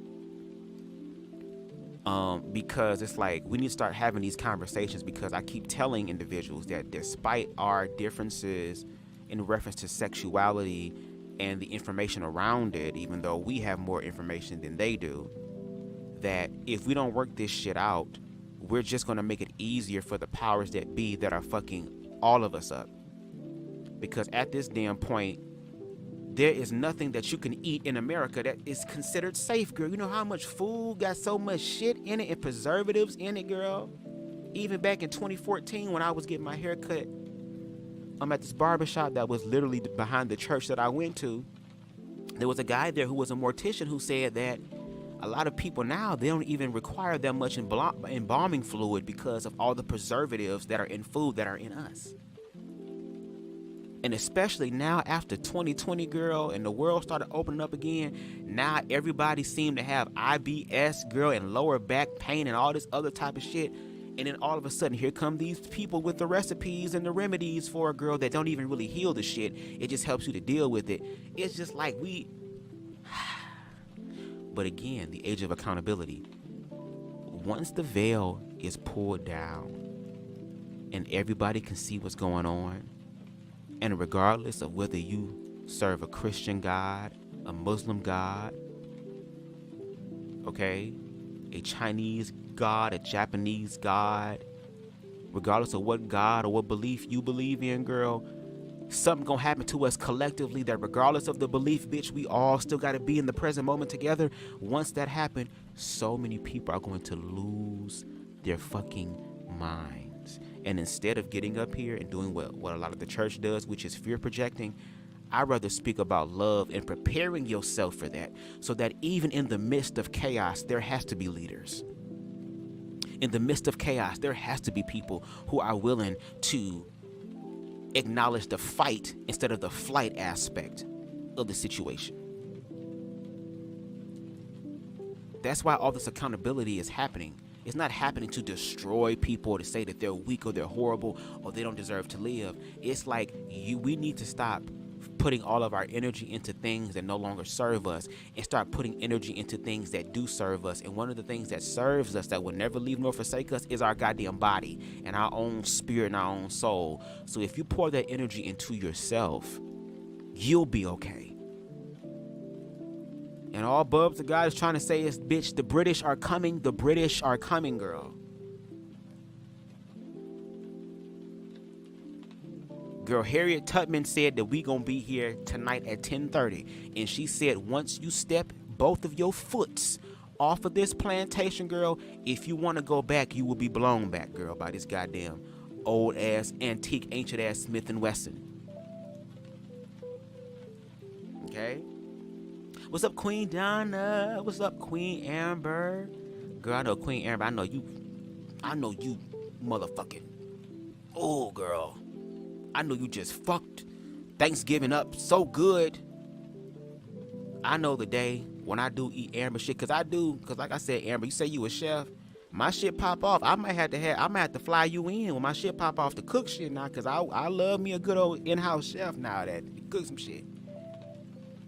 I know the way you probably motherfucking did Thanksgiving, girl. I know for a fact my ass would have.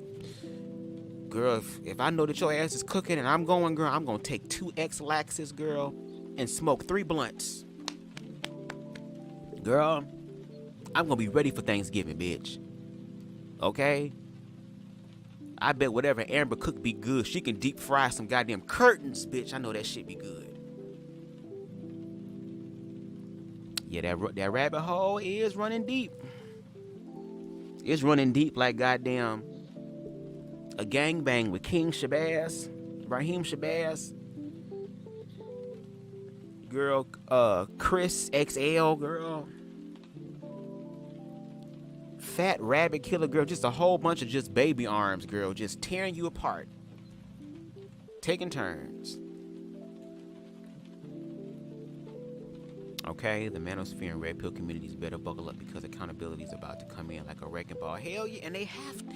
And that's the thing. That's why a lot of times, like, that's why, again, I'm very intentional and I'm very smart and strategic with the things that I say, because I'm learning to flow in the spirit and to walk by faith and to realize that I don't have to have everything planned out. I just got to walk in my truth and everything will happen, girl. That's why I'm able to get on these lives and talk for hours and the shit makes sense and I connect shit so much. When I went over there to the Black Men Unfiltered and I said, it seems like black men need to grow the fuck up mentally and emotionally so they can show up to be a better version or the best versions of kings that they claim themselves to be. And I got so much pushback from that because, again, from this hyper toxic masculine ass type of perspective, it's like you have to excuse me, for a lot of them there is this whole thing of submission that is like very important for them. Like, you have to submit to me, you have to bow down to me. Well, first of all, are you even worthy of being bowed down to? What kingship shit have you done? And if you was actually walking in your shit, what's understood needs no explanation. It will be women and men, depending on what community you're part of, that will be willing to submit to you. There are plenty of times where women have said, oh, I wouldn't mind being submissive to my man and all that other type of stuff, but you have to earn it. There has to be some sort of earning here. And society has taught a lot of men, if you can get you a whole bunch of money, if you can be in these respectable circles, if you can have immense notoriety and awareness and hypervisibility, if your body is on motherfucking point, if you have all these things, these are what you need in order for you to manifest your version of the best life. That ain't really their best version because, again, the way that it's put and it's used is not in a healthy way, not in a healthy context. There's nothing wrong with being financially free because a nigga's manifesting financial freedom and comfortability in his life. And my father used to say it all the time, girl. We too gifted and too talented. And now a nigga just believing it. I'm just saying, okay? Y'all forgive all this background noise. I'm in this old ass, antique ass computer chair.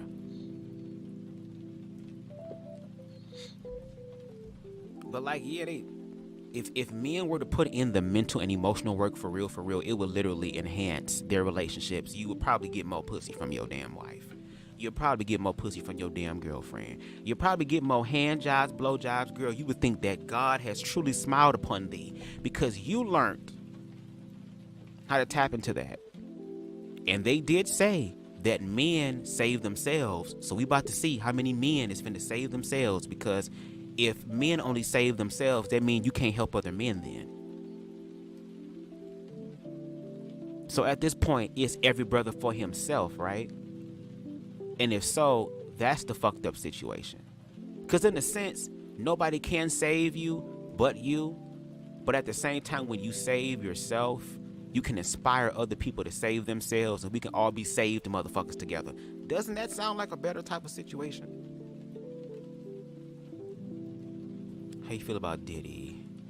I believe it. Granted, in a court of law, he's innocent until proven guilty. But given his track record, I believe it. That's the thing. I mean, once they got Jeffrey Epstein ass girl, he a whole billionaire girl. Fuck all that. It's luck. And we ain't just talking about the sexual shit that he's done. Let's talk about all the money that he has stolen from other artists. How other artists were under his label and their shit being put on the fucking shelf. And the songs that end up being hits is the songs where he kind of slow dragging his ass across the screen.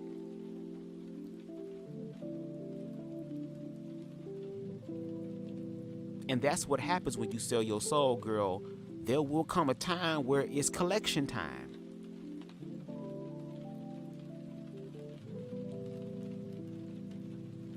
So if he doesn't want all his shit to come out, the best thing for him to do is to basically just pay these people what they're asking for.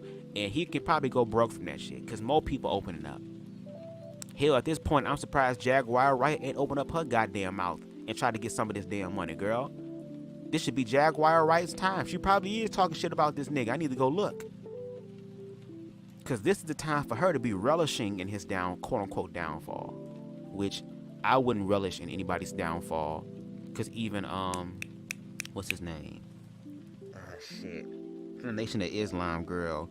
Farrakhan said, when you see a fall man, when you see a fall man, girl, this Caldwellian shit is crazy. When you see a man fall, when you see the fall man, ooh, that vibe would never leave you, nor forsake you, okay? When you see a man fall, don't laugh. Learn. And a lot of niggas gonna learn, girl. Y'all gonna stop trying to use y'all money and y'all power and y'all privilege over other people, especially when people tell your ass no. If a motherfucker tell you no, girl, accept it. Move the fuck on with your life. But because you have all this power and influence and that word's being removed, now that you've heard somebody say no and they motherfucking stand on it, then these people put themselves in very compromising situations where they end up hurting or harming somebody or doing something they can't take back because they are the ones who are truly operating in their ego. You know what I'm saying? So it's the first holiday or job, and I know it's probably difficult for you, Amber.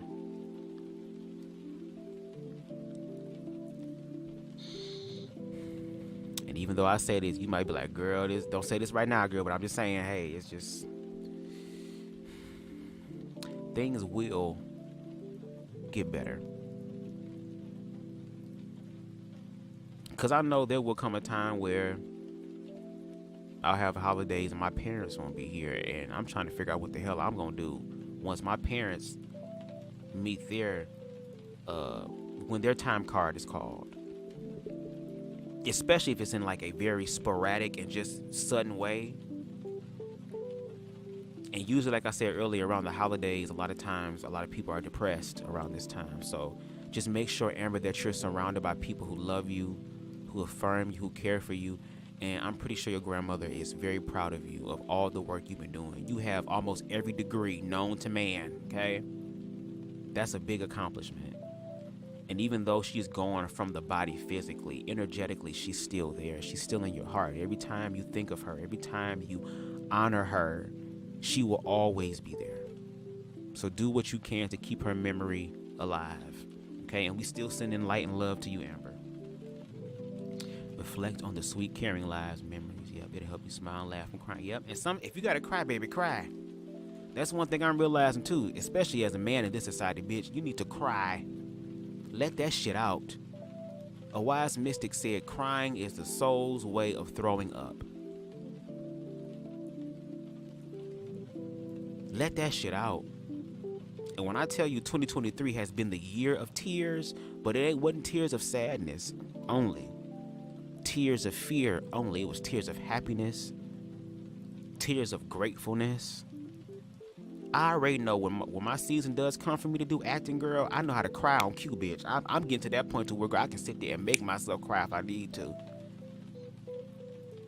But to operate in the energy and let that stuff go, because even with you crying about situations, it actually honors the people that you're crying about. First of all, I'm pretty sure where they're at, they're like, why are you crying for me? I'm in a much better place.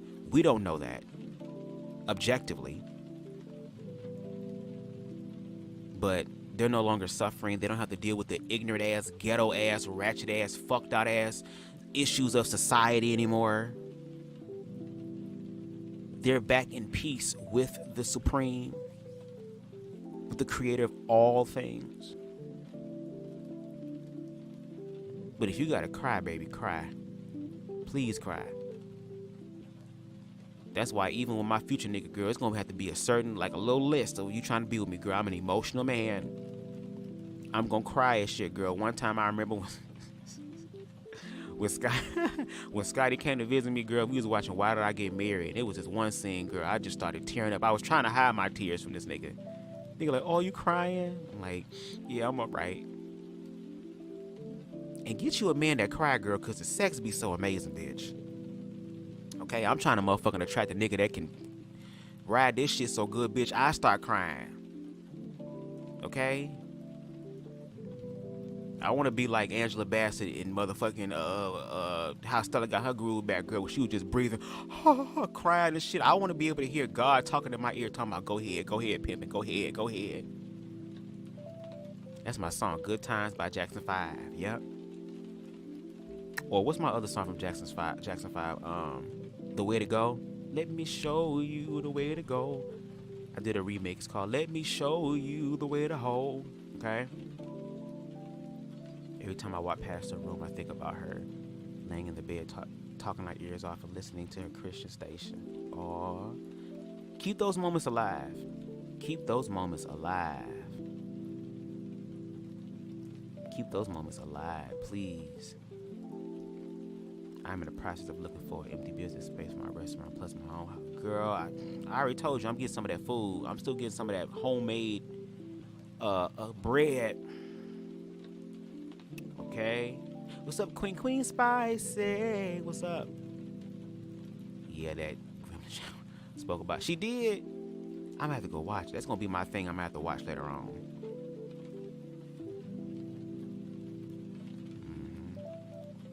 But I just came on real quick just to do a random live with y'all. I wanted to share how grateful I am and just looking back at my life.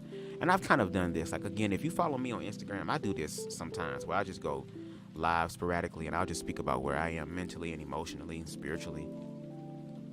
And we're doing what we can over here, y'all. We're trying to build our own little, cut our own little section within the realm of humanity through the whole BubzDaGawd situation.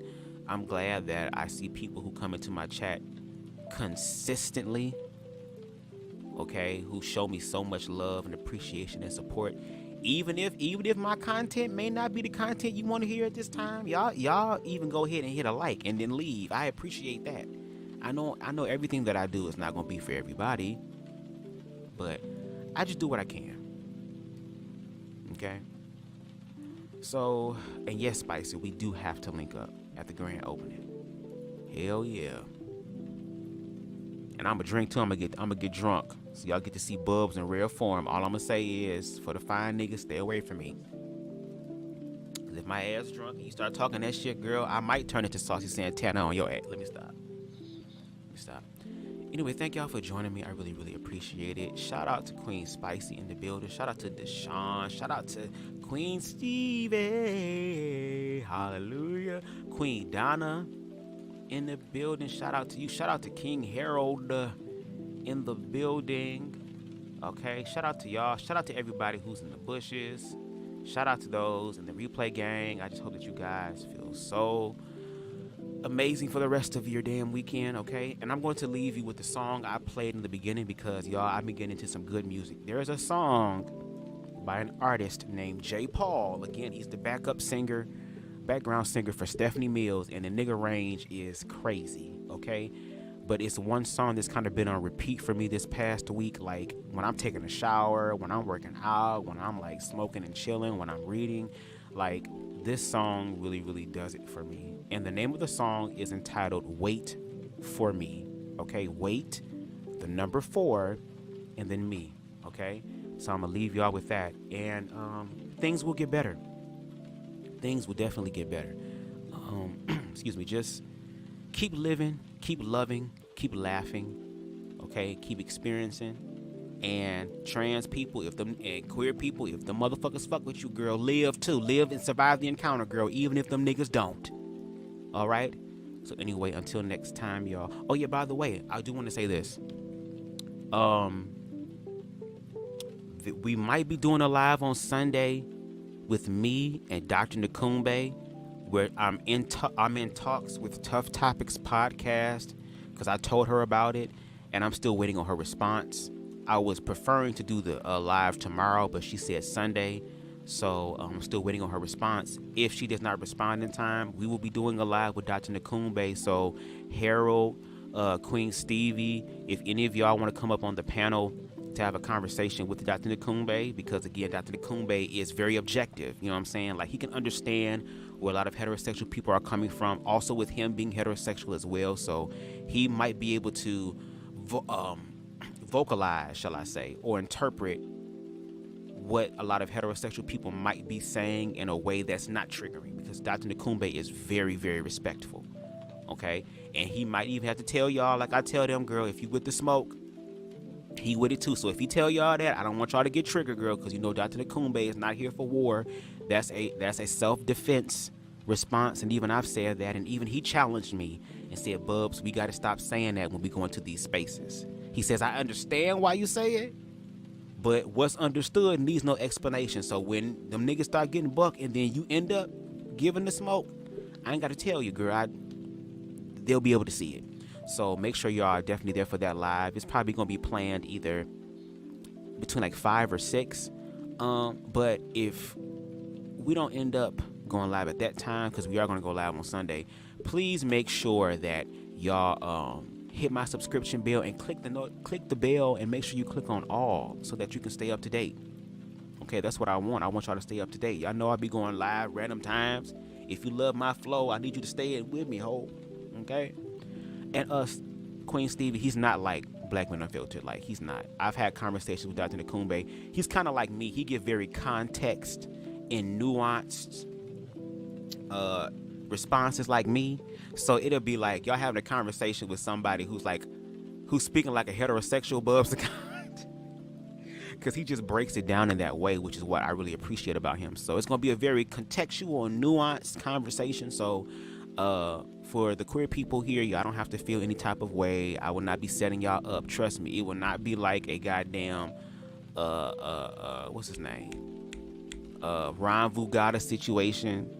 It will not be anything that's very triggering. And if it happens to be triggering, Dr. Nakumbe also, because his profession is psychiatry and stuff, he's able to say it in a way that does not trigger you. Or if he does, he knows how to apologize and to kind of reel it back in to where he's respectful. Because trust me, when I mention Dr. Nakumbe and certain individuals on that platform and give them their roses, that's what I mean. Like, they really showing up. So anyway, thank y'all for joining me, and I'm going to leave y'all with this song called Wait for Me, and I hope y'all listen to it towards the end, please. I kind of like altered it and transposed it because BubzDaGawd, we do our own little mix to it. So if you want to hear the original, again, you can go to his YouTube channel, which is John Paul, okay, and you can hear his body of work, most recent one called Post 2020, and oh my God, the whole album is just, it's grown and sexy, but it's very creative as far as like how he sings, some of the harmonies, the placements. Just go listen to yourself. Listen to it for yourself, okay? But anyway, and also listen to yourself too. But anyway, I will see y'all soon. Peace.